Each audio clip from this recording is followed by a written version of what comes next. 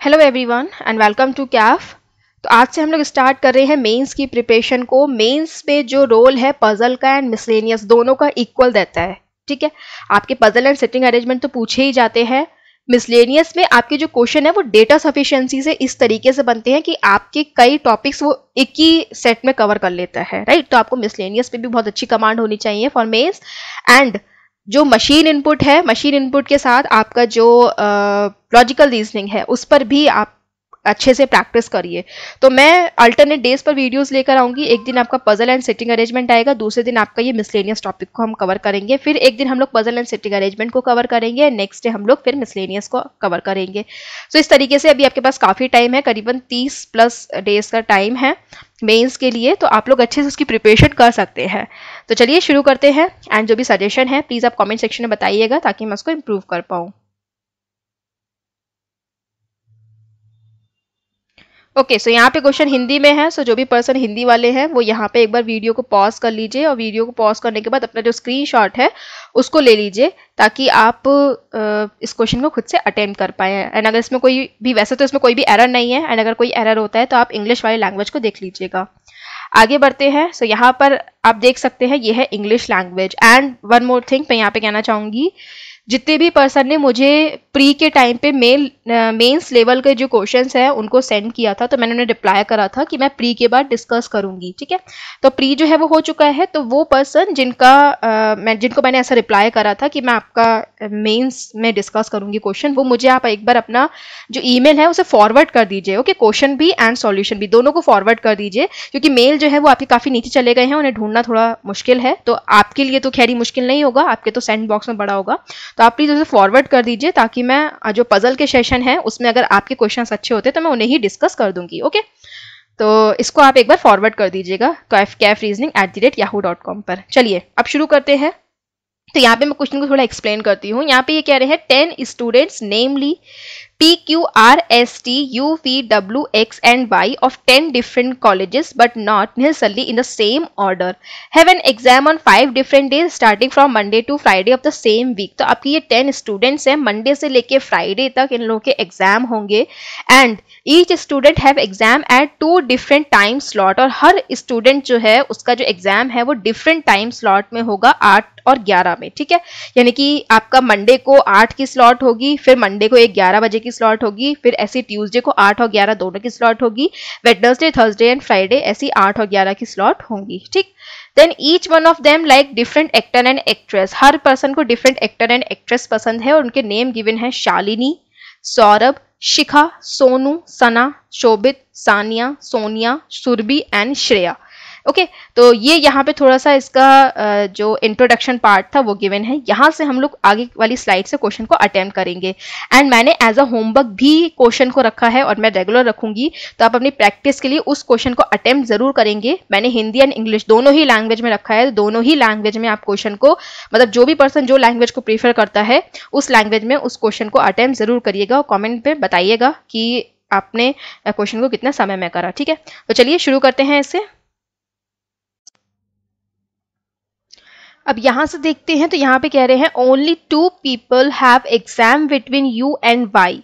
तो यू और वाई के बीच में खाली 2 ही पर्सन का एग्जाम आएगा। ओके, फिर कह रहे हैं neither T nor V does not have the exam on Friday. T और वी का फ्राइडे को एग्जाम नहीं होगा। सो एक बार हम इसके जो डे हैं उनको लिख लेते हैं पहले। Monday, Tuesday, Wednesday, Thursday and Friday. Okay, इनके जो टाइम स्लॉट्स हैं उनको लिख लेंगे कि मंडे को एक होगा 8 बजे, तो दूसरा होगा कितने बजे, 11 बजे। फिर ट्यूसडे को एक 8 बजे, तो दूसरा आपका 11 बजे, अगेन 8 और 11। ठीक है, इस तरीके से करेंगे तो क्वेश्चन जो है वो ज़्यादा आसान रहेगा करने के लिए, क्योंकि इसमें आपके साथ वेरिएबल भी है। उस तरीके जो दूसरा मेथड है उसमें थोड़ी सी प्रॉब्लम आएगी, लेकिन अगर आपकी उसमें कमांड है तो मैं आपसे यही कहूँगी कि आप उसी में कोशिश करिए। ठीक है, आप जो आपका कॉन्सेप्ट जिसमें क्लियर है आप उसी को अपना प्लस पॉइंट बनाकर चलिए। अब यहाँ पे कह रहे हैं कि टी और वी का एग्जाम जो है वो फ्राइडे को नहीं होगा, तो उसको लिख लेते हैं कि फ्राइडे में ये नहीं आने वाले हैं। तो टी एंड वी का जो एग्जाम है वो कब नहीं होगा, फ्राइडे को नहीं होगा। ठीक, फिर आगे कह रहे हैं X has the exam on Tuesday at 8 AM। तो x का जो एग्जाम है वो ट्यूसडे को 8 बजे होगा, तो हम यहाँ लिख लेते हैं, यहाँ पर आ जाएगा आपका x।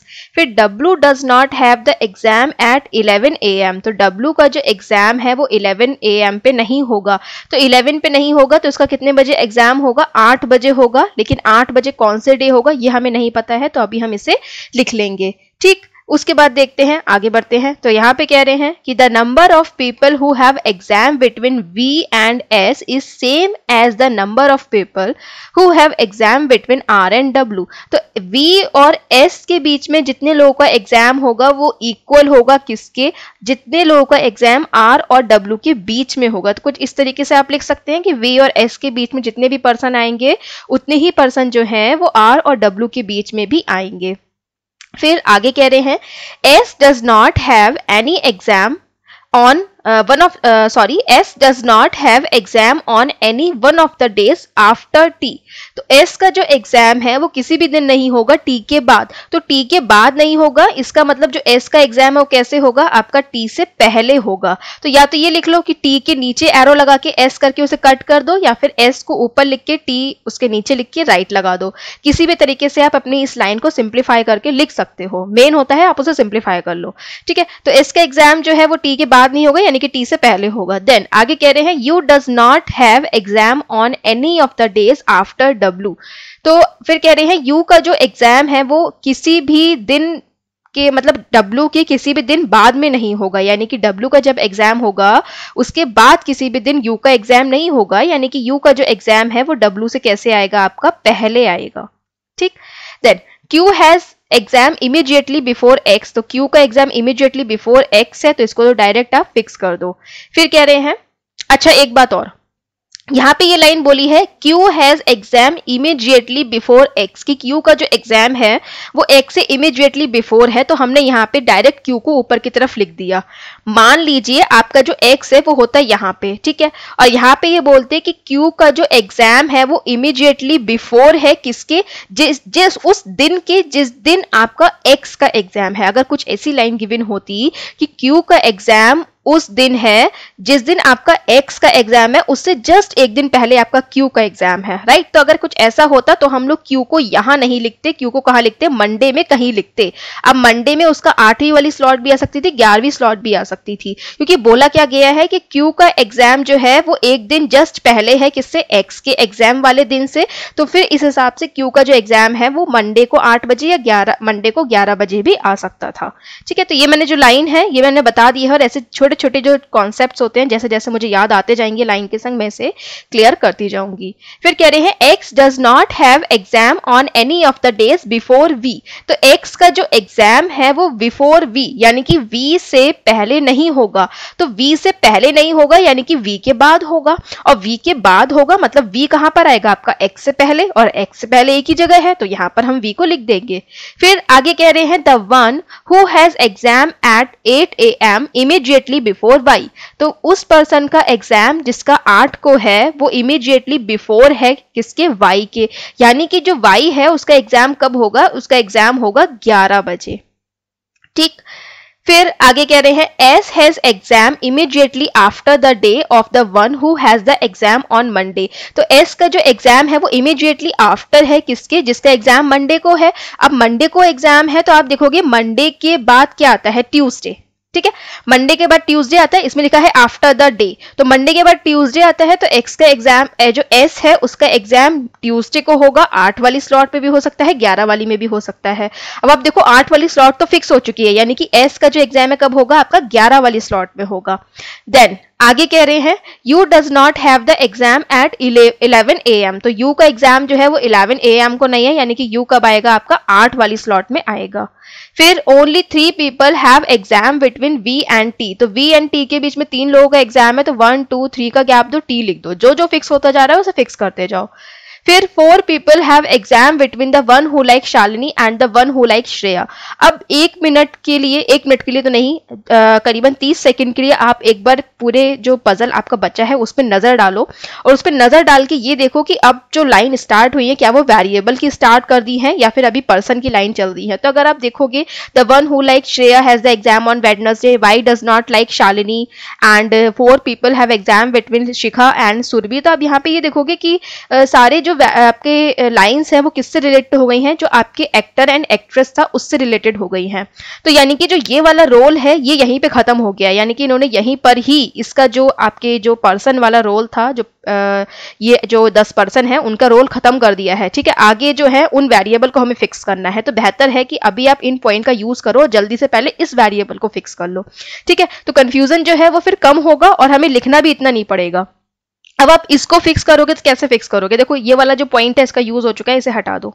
ओके, और देखो और कौन कौन से पॉइंट है। एक तो ये गिवन है V और S के बीच में जितने पर्सन है उतना R एंड W के बीच में है। तो V और S के बीच में कितने पर्सन है, 1-2 पर्सन है, यानी कि R और W के बीच में भी कितने पर्सन आएंगे, 2 लोग आएंगे। लेकिन कौन ऊपर होगा कौन नीचे होगा ये हमें नहीं पता है, तो इसको हम बाद में देखेंगे। ठीक है, उसके बाद ये कह रहे हैं कि W के ऊपर U आएगा, सो W के ऊपर U आएगा। ठीक है, और यहाँ पे ये कह रहे हैं कि U जो है वो 8 पर आएगा, Y जो है वो 11 पर आएगा। अब देखो कोई भी पॉइंट को आप पिक कर लो, या तो आप ये वाला पिक कर लो U और Y वाला, या फिर आप पिक कर लो R और W वाला, क्योंकि देखो दोनों में आपका जो नंबर है इनके बीच में वो दोनों ही सेम है। ओके, और W जो है वो 8 पर आएगा। अब W 8 पर आएगा, U 8 पर आएगा, तो दोनों की इंफॉर्मेशन सेम है, किसी को भी आप पिक कर सकते हो, तो आप किसी को भी पिक कर लो। ठीक है, Y एंड U को पिक कर लेते हैं। अगर मान लो U को मैं ये वाला 8 वाली स्लॉट देती हूँ, तो 1 और 2 का गैप देखिए Y यहाँ पर आना चाहिए, और यही जो U है इसको मैं फ्राइडे की 8 वाली स्लॉट देती हूँ, तो 1 और 2 का गैप देखिए Y कहाँ आना चाहिए, यहाँ आना चाहिए। तो ये 2 पॉसिबिलिटी बनेगी, तो इन दोनों पॉसिबिलिटी को बना लो। ठीक है, क्योंकि ऐसा तो हो नहीं सकता खाली एक ही पॉसिबिलिटी में आंसर आ जाए, पॉसिबिलिटी तो बनेगी, 2 तो बनेगी। अब ये हो गया, इसको हटाओ यहां से। इसके बाद इस पर आ जाओ, W को 8 वाली स्लॉट मिलेगी, 2 का गैप छोड़ के R आएगा। तो 8 वाली स्लॉट कौन सी बची, खाली ये बची है, 2 का गैप छोड़ोगे तो R यहाँ पर आएगा। इस वाले में आपकी W के लिए यही स्लॉट बची है, 2 का गैप छोड़ोगे तो R आ जाएगा सबसे नीचे। इसको हटा दो। यहाँ पे ये कह रहे हैं W के ऊपर U आएगा। अब देखो W के ऊपर U आएगा, तो यहाँ पे देखो ये तो ठीक है, W के ऊपर U आ रहा है, लेकिन यहाँ पे देखोगे तो W जो है वो U के ऊपर चला गया, यानी कि ये वाली जो कंडीशन है कैसी है आपकी, रॉन्ग है। ठीक है, फिर आगे देखते हैं, तो इसे हटा देंगे, इसे हटा देंगे। V और S के बीच में उतना डिफरेंस है जितना R एंड W के बीच में है, तो ये तो हम अभी देख चुके थे, इसे हमने सिंप्लीफाई कर लिया था। तो R एंड W के बीच में 2 पर्सन आ गए, जैसे कि आपका V एंड S के बीच में थे। दूसरा यहाँ पे ये कह रहे हैं T और V को फ्राइडे नहीं मिलेगा, तो ठीक है, T को भी फ्राइडे नहीं मिला है, V को भी फ्राइडे नहीं मिला है। रेस्ट पर्सन जो है उसको क्या मिल जाएगा, आपका थर्सडे का 11 वाली स्लॉट। ओके, अब आप देखो आपने ये वाले जो वेरिएबल है उनको फिक्स कर लिया है, इसको हटा दो। अब हम आगे का पजल पढ़ेंगे। ठीक है,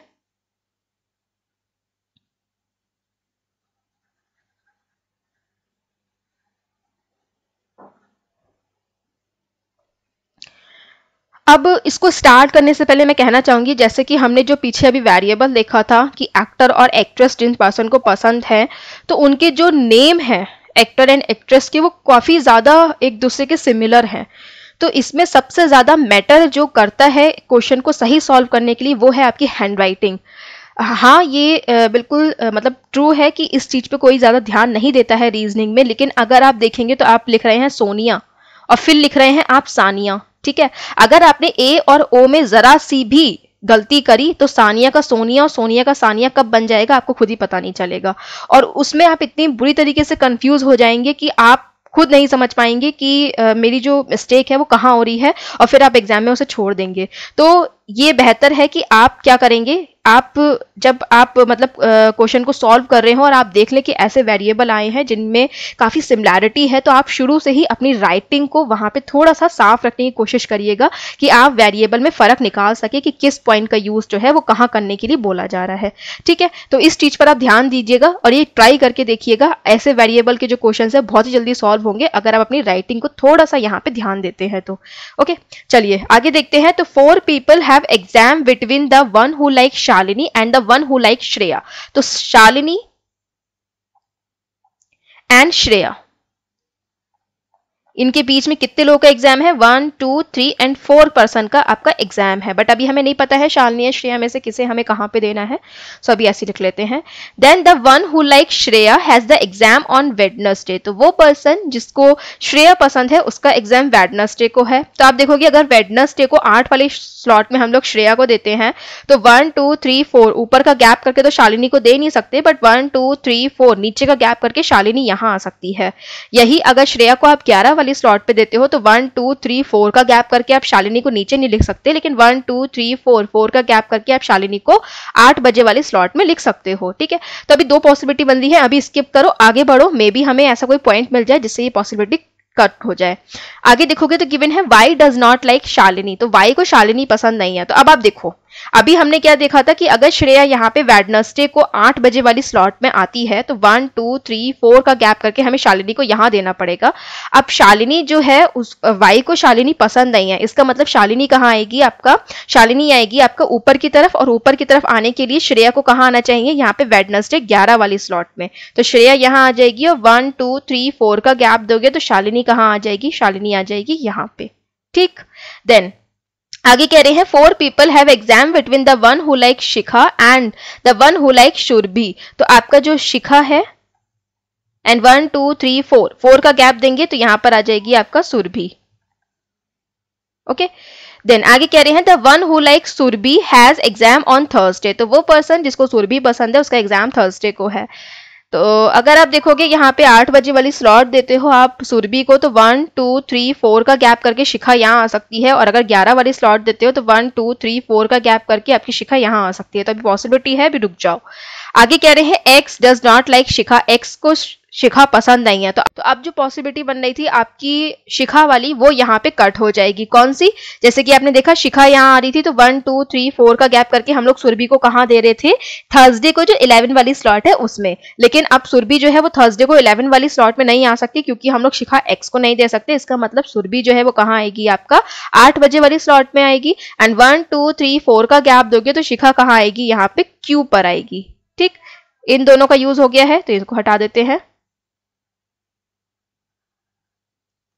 आगे the one who like Saurabh has exam immediately after the one who like Sana and immediately before the one who like Sonu, तो जो सौरभ है ओके जिस पर्सन को सौरभ पसंद है उसका एग्जाम इमीडिएटली आफ्टर है किसके? उस पर्सन के जिसको सना पसंद है, एंड इमीडिएटली बिफोर है, और इमीडिएटली बिफोर है किसके? जिसको सोनू पसंद है। ठीक है, तो यानी कि ये तीनों जो है वो एक साथ आएंगे।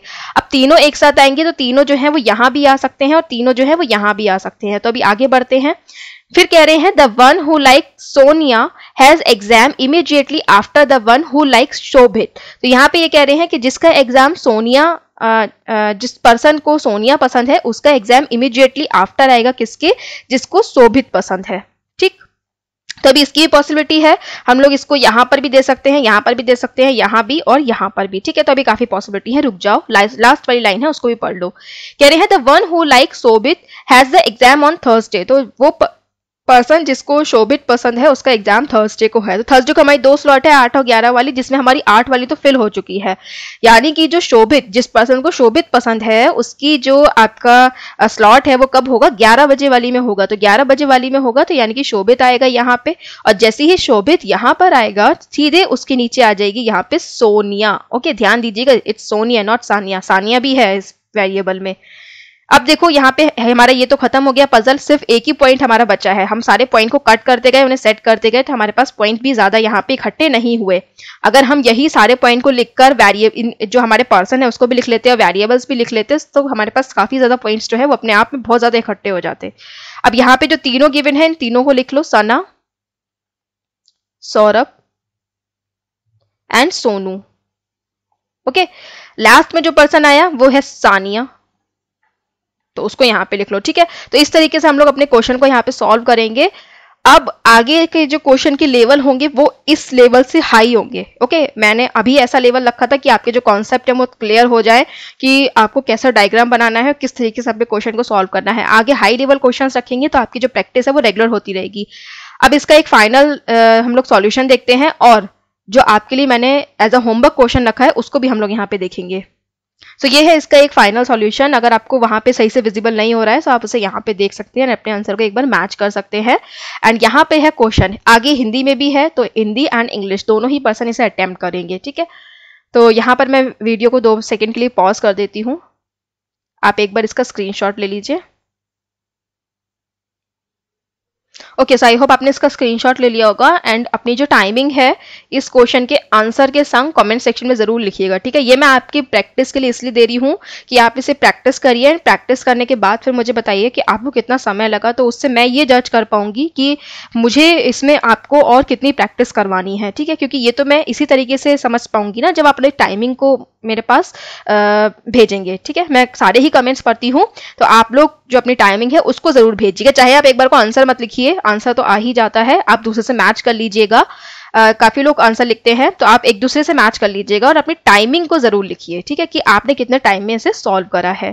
एंड यहाँ पर है आपका हिंदी वालों का जो क्वेश्चन है उनके लिए। सो जो भी हिंदी प्रीफर करते हैं, आरआरबी में ज्यादातर हिंदी प्रिपेयर करते हैं, तो आप लोग यहाँ से अटेम्प्ट कर सकते हैं। एंड अगर आपको कोई भी इसमें लैंग्वेज में कोई भी प्रॉब्लम होती है, तो प्लीज़ आप इंग्लिश वाला देख लीजिएगा, वो एकदम करेक्ट होता है, ठीक है।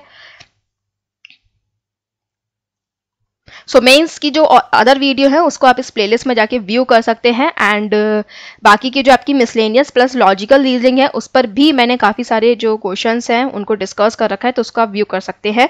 एक प्लेलिस्ट जो है वो आपकी बिल्कुल अलग बना दी गई है, उसमें करीबन 105 प्लस आपके जो पजल्स हैं उनको रखा गया है, ठीक है। कई वीडियो में एक वीडियो में 2 पजल भी डिस्कस कर रहे हैं, ठीक है। तो आपको काफ़ी जो पजल है वो इसी वेबसाइट पे मिल जाएंगे, इसकी वेबसाइट पर भी, एंड जो आपका यूट्यूब का चैनल है उस पर भी, ओके। सो उसको जाके ज़रूर विजिट करें। और अगर आप 2 वीडियो भी एक दिन में देखते हैं तो आप इजीली हर टाइप के पजल की जो प्रिपरेशन है उसे कर सकते हैं। और इसको सब्सक्राइब कर लीजिए ताकि आपको रेगुलर अपडेट मिलते रहें, और किसी भी दिन अगर नोटिफिकेशन ना आए तो आप चैनल को डेली जाके विजिट जरूर करते रहें। Thanks for watching this video, have a good day.